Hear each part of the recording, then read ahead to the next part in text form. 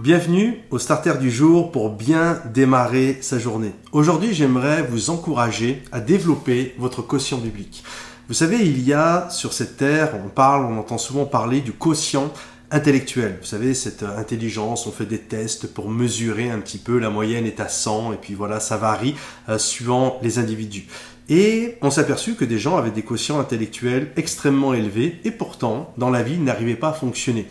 Ils n'arrivaient pas à gérer leurs émotions, ils pouvaient se retrouver dans des situations désastreuses alors qu'ils ont une intelligence hors norme.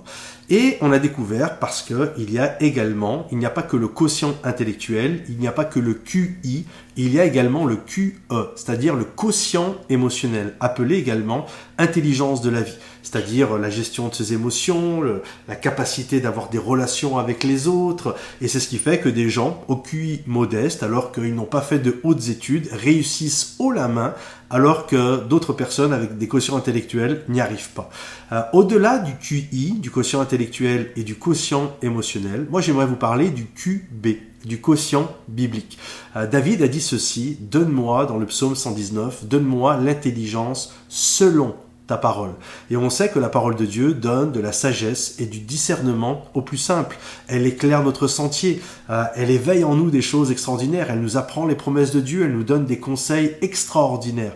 Et j'aimerais vraiment vous encourager à développer votre quotient biblique. Le QI et le QE vous permettent de briller ici-bas, mais le QB vous permet de vivre une vie selon les standards de Dieu, maintenant et pour l'éternité.